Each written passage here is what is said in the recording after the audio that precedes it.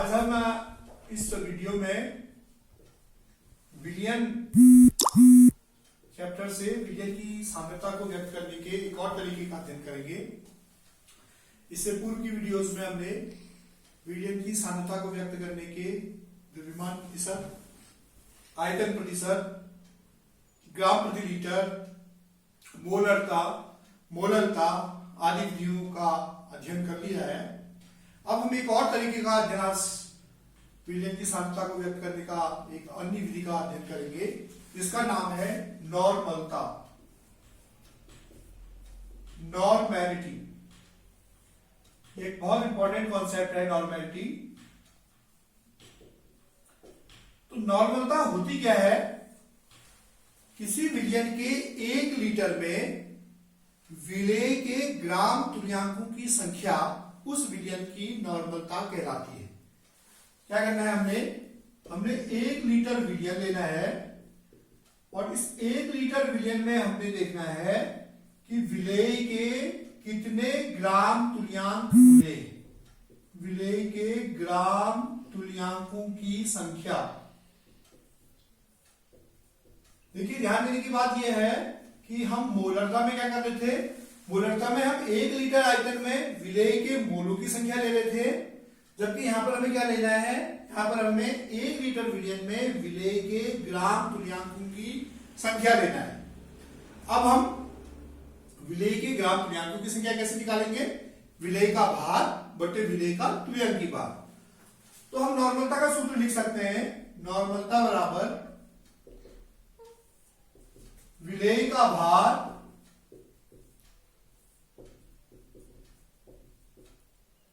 या विलेय, हम ग्राम तुल्यांकों की संख्या भी लिख सकते हैं इसको, जिसको हम भी बाद में अगले स्टेप में करेंगे। भार बटा तुल्यांकी भार, विलेय के ग्राम तुल्यांकों की संख्या, ग्राम तुल्यांकों की संख्या बटे विलयन का आयतन लीटर में, बटे विलयन का आयतन लीटर में। अब हम जो ग्राम तुल्यांकों की संख्या है, जैसे हम मोलों की संख्या को निकाल रहे थे भार बटे अनुभार, ऐसे ही हम ग्राम तुल्यांकों की संख्या को निकालते हैं, विलेय का भार बटे विलेय का तुल्यांकी भार। तो इसको यदि हम हल करेंगे तो ये नीचे आ जाएगा, विलेय का तुल्यांकी भार, विलेय का तुल्यांकी भार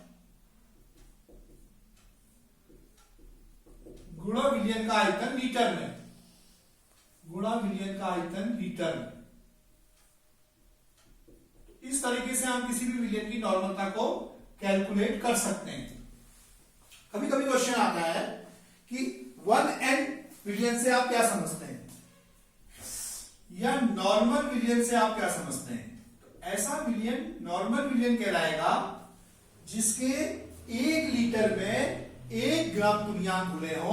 तो ऐसा विलयन क्या कहलाएगा? नॉर्मल विलयन कहलाएगा। थोड़ी देर के लिए यदि हमने NaOH का नॉर्मल विलयन बनाना है तो हम क्या करेंगे? NaOH का 1 ग्राम तुल्यांक लेंगे। NaOH का 1 ग्राम तुल्यांक कब होगा?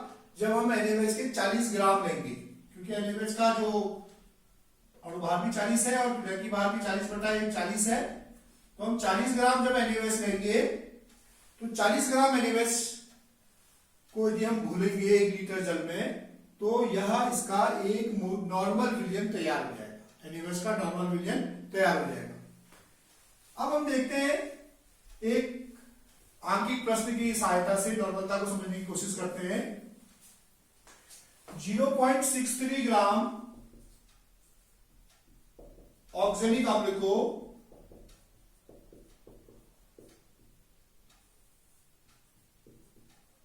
100 सेंटीमीटर क्यूब जल में घोलकर विलयन तैयार किया गया है। हमें ऐसे विलयन की नॉर्मलता निकालनी है। क्या किया गया है? 0.63 ग्राम ऑक्जेलिक अम्ल को 100 सेंटीमीटर जल में घोलकर एक विलयन तैयार किया गया है। ऐसे विलयन की हमको नॉर्मलता निकालनी है। तो हम देखते हैं कि इसमें विलेय का भार क्या दिया हुआ है। विलेय कौन है? यहां पर ऑक्जेलिक अम्ल है। विलेय का भार दिया हुआ है आपको 0.63 ग्राम। अब देखिए आप नॉर्मलता के सूत्र में आपको विलेय का भार बटे विलेय का क्रियाकी भार भी लगाना है। तो विलेय है यहाँ पर COOH whole twice dot 2H2O, ये ऑक्सीजन अम्ल का सूत्र है। तो इसका जो अणुभार है, पहले इसका अणुभार निकाल लेते हैं।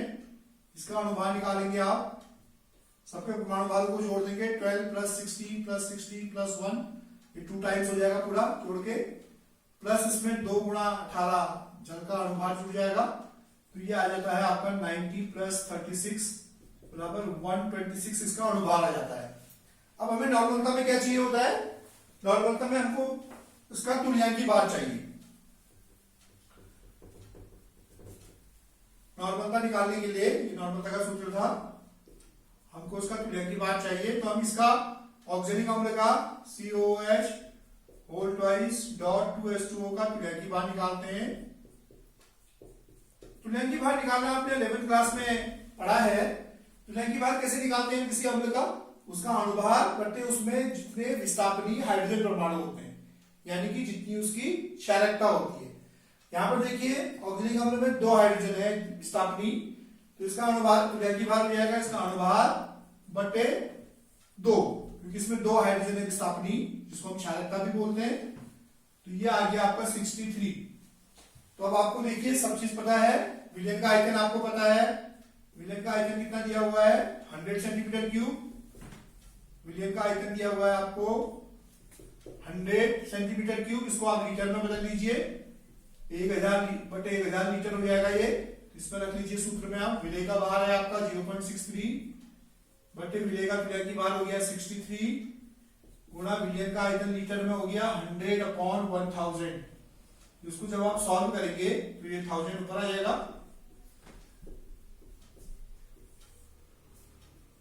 और इसको जब आप सॉल्व करेंगे तो ये आंसर आ जाएगा आपका 0.1 N।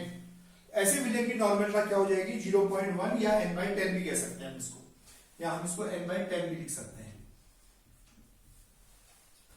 तो इस तरह से हम जो है नॉर्मलता के क्वेश्चंस को कर सकते हैं।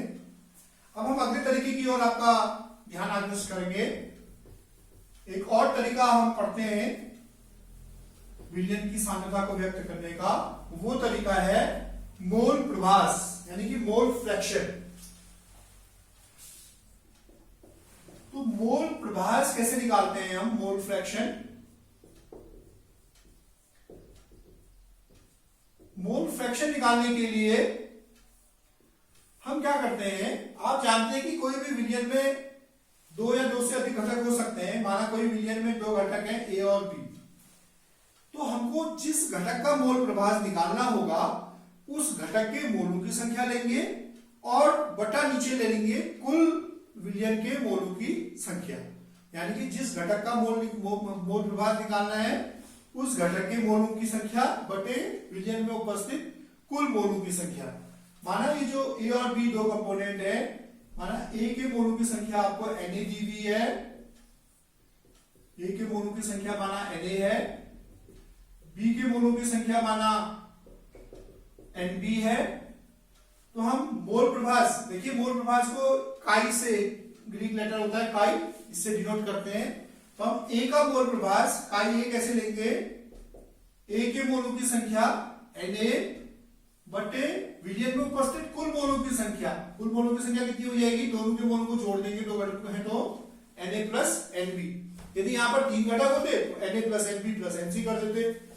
ऐसे ही हम जो है दूसरे घटक का मोलों की संख्या निकाल लेते हैं, मोल प्रभास, वो हो जाएगा Nb/Na प्लस Nb।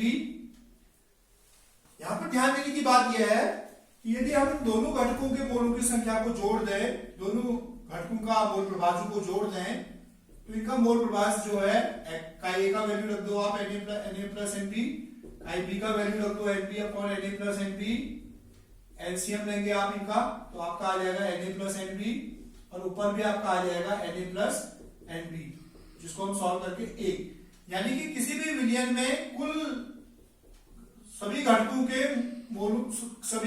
के मोल प्रभास का योग 1 होता है, सदैव 1 होता है। तो ये हमने मोल प्रभास के बारे में इस वीडियो में हमने पढ़ा।